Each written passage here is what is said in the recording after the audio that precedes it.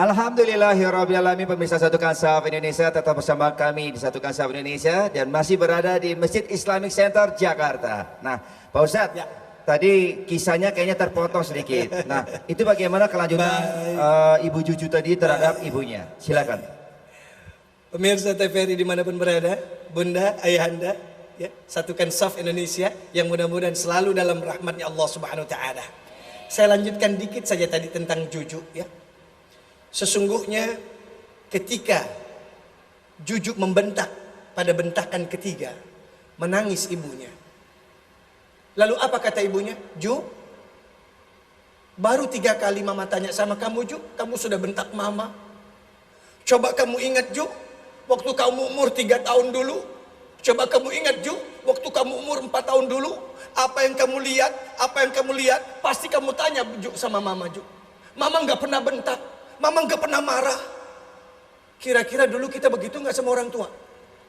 Apa yang kita lihat kita tanya? Apa orang tua kita pernah bentak kita? Maka sekali lagi, jangan dari ucapan kita. Bapak, jangan dari ucapan kita. Jangan dari tutur kata kita. Jangan dari sikap kita yang menyebabkan kedua orang tua kita meneteskan air mata. Jangan. Nggak ada kebahagiaan buat kita. Nggak ada surga buat kita. Kenapa? Dia menangis karena ucapan kita. Dia menangis karena sikap dan akhlak kita. Nauzubillah. Nauzubillah min zalik. Pak Ustadz, tadi ujungnya Ibu pasti saya juga merasa ini ketika kita mohon maaf jangan sampai menyinggung atau menyakiti perasaan hati orang tua kita. Nauzubillah, ya. Karena ternyata surga itu terdekat adalah dari salah satunya dari orang tua kita. Oke. Pak Ustadz, baik, mohon istirahat dulu. Baik. Habis ngomongin Juju, jadi istirahat dulu, Ustadz, ya.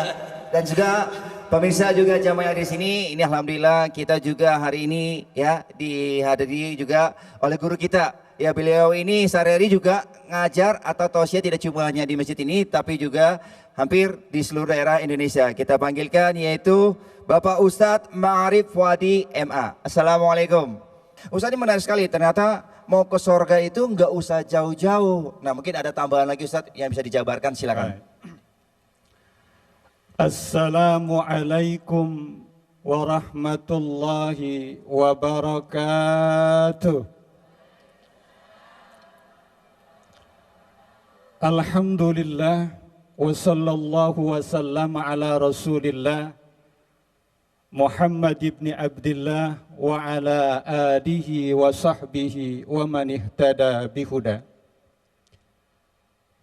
Bu, Ibu, Pak, Bapak, suatu ketika seorang sahabat Rasulullah sallallahu alaihi wasallam, Jabir radhiyallahu an, pernah bercerita, pada malam bulan purnama kami duduk bersama Rasulullah. Dan ketika itu Rasulullah melihat bulan purnama. Maka Rasulullah bersabda, Innakum satarawna rabbakum kama tarawna hadzal qamar.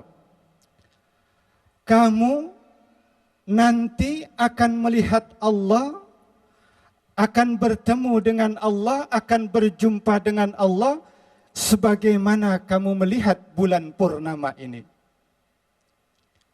La tudamuna bi ra'yatihi. Kamu enggak bakalan susah, gampang bertemu dan melihat Allah. Bu, kira-kira senang apa enggak kalau bertemu sama Allah? Jangankan bertemu dengan Allah Tuhan Pencipta kita, ketemu sama saya aja senang. Betul enggak, Bu? Alhamdulillah. Maka pertemuan dengan Allah itu digambarkan dalam Al-Quran sebagai suasana yang sangat menyenangkan. Kata Al-Quran, wujuhu yawma idzin nadhirah ila rabbiha nadhirah. Pada saat itu wajah orang-orang yang beriman berseri-seri, hati mereka bergembira. Kenapa? Karena bertemu, berjumpa dan melihat Allah Subhanahu wa Ta'ala. Di mana pertemuan itu terjadi? Tidak lain dan tidak bukan di surganya Allah Subhanahu. Nanti kita bersama orang-orang soleh, bersama anak-anak kita dan suami kita, bersama istri-istri kita, bersama tetangga-tetangga soleh kita yang soleh, akan berkumpul kita di dalam surga Allah Subhanahu wa taala. Alhamdulillah. Mau masuk surga, Bu? Tapi ada syaratnya. Dalam hadis itu Rasulullah katakan, "Alla tughlabu ala salatin qabla tulu'is syamsi wa salatin qabla ghurubis syamsi." Syaratnya kau bakal berjumpa dengan Allah di akhirat. Berkumpul dengan keluargamu, dengan orang-orang soleh di dalam surga.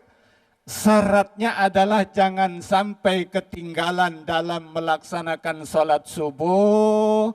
Dan jangan sampai ketinggalan dalam melaksanakan sholat maghrib. Bu, jadi kalau kita ingin masuk surga jangan jauh-jauh. Sholat dulu benerin. Kalau tadi disampaikan bahwa kita harus berbakti kepada orang tua, aniskurli wali walidaika.